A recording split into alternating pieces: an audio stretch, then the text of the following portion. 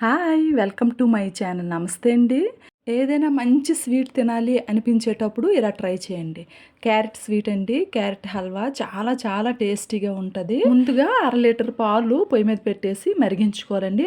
Litre పాలు పావు litre వరకు వచ్చేటట్లు మరిగించుకోవాలి. ఫుల్ క్రీమ్ మిల్క్ తీసుకోవాలండి. అంటే మిగడొస్తది కదా! ఆ పాలు తీసుకోవాలి. వాటిని తీసుకొని లీటర్ పాలు పావు లీటర్ వరకు వచ్చేటట్లు బాగా మరిగించుకోవాలి. ఈలోగా ఒక కేజీ క్యారెట్ తీసుకున్నానండి. చక్కగా కడిగేసి తొక్కంతా తీసేసి ఇలా సన్నగా తురుముకోవాలి. మధ్య మధ్యలో పాలు కలుపుతూ ఉండాలి. ఇదిగోండి ఇక్కడ మనకి ఇలా వచ్చింది ఈ క్యారెట్ తురుము అనేది. ఈ తురుముని మనము కొలుచుకుందామండి. ఒక బౌల్ పెట్టుకొని ఆ బౌల్‌తో కొలుచుకుంటే నాకు ఆ బౌల్‌తో 3 కప్పులు వచ్చాయండి. ఏదైనా మన దగ్గర మెజర్‌మెంట్ పెట్టుకొని కొలుచుకోవాలి. అదిగోండి 3 కప్పుల వరకు వచ్చింది. 3 కప్పుల క్యారెట్ తురుముకి కప్పున్నర బెల్లం వేసుకుంటే కరెక్ట్‌గా స్వీట్‌నెస్ సరిపోతుందండి. తక్కువ అవ్వదు, ఎక్కువ అవ్వదు.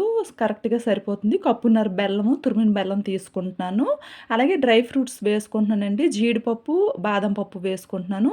మీకు ఇంట్లో ఏ డ్రై ఫ్రూట్స్ ఉంటే వాటిని వేసుకోండి. ఒక గుప్పిడేసి తీసుకుంటున్నాను. అంటే దాదాపుగా 50 గ్రామ్స్ వరకు వస్తాయి ఒక్కొక్కటి. అలా తీసుకొని చిన్న చిన్న పీసెస్‌గా కట్ చేసేసి వీటిని కూడా పక్కన పెట్టేసుకున్నానండి. కిస్మిస్ ఉంటే వేసుకోండి. లేదంటే అవి కొంచెం పుల్లగా ఉంటాయి కదా! మనకు టేస్ట్ చేంజ్ అవుతుంది కదా! అందుకని నేను వేయలేదు. ఇదిగోండి ఇక్కడ మనకి పాలు దగ్గరగా వచ్చాయి. నేను వేరే పొయ్యి మీదకి పెడతన్నాను. ఇంకొంచెం దగ్గరగా రావాలి. మనం బాగా కొంచెం దగ్గరగా చేసేస్తే మనకు క్విక్‌గా అయిపోతుంది ఈ క్యారెట్ హల్వా అనేది. లేదంటే ఎక్కువ టైం తీసేసుకుంటుంది.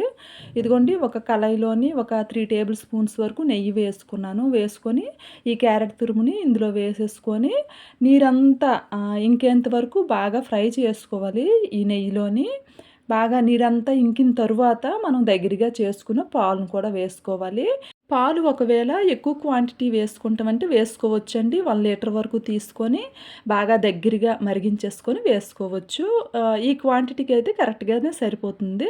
ఈ పాల్లోని క్యారెట్ తురుము దగ్గరగా వచ్చేంత వరకు బాగా ఉడికించుకోవాలండి. బాగా దగ్గరగా వచ్చిన తర్వాత పాలన్నీ పీల్చుకొని దగ్గరగా వచ్చిన తర్వాత బెల్లం వేసుకోవాలండి. మీకు గుర్తుంది కదా! 3 కప్పులు కొబ్బరి తురుముకి కప్పున్నర బెల్లం వేసుకున్నాను.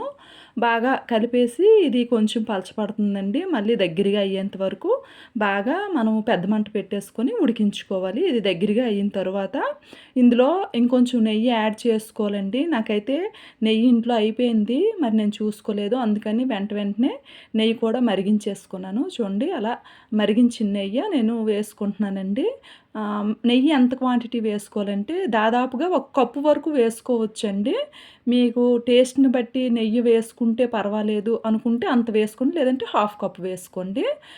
నెయ్యి వేసుకొని నేను ముందు డ్రై ఫ్రూట్స్ వేయించుకొని తీసుకోవాలి. నేను వేయించలేదు కాబట్టి నెయ్యి వేసేసి అందులో డ్రై ఫ్రూట్ వేసేసి బాగా వేయించేసానండి.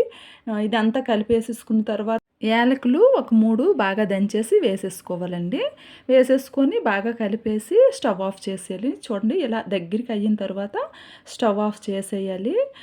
ఈ హల్వా అయితే మాత్రం టేస్ట్ చాలా చాలా బాగుందండి. ఇంట్లోని చాలా ఇష్టపడతారు. మీకు ఏదైనా స్వీట్ తినాలనిపించినప్పుడు ఇలా తయారు చేయండి. నా వీడియోస్ గనుక మీకు నచ్చితే ప్లీజ్ లైక్ చేయండి, సబ్స్క్రైబ్ అవ్వండి. ఇంకా సపోర్ట్ చేస్తూ ఉంటారని ఆశిస్తున్నాను. Thank you.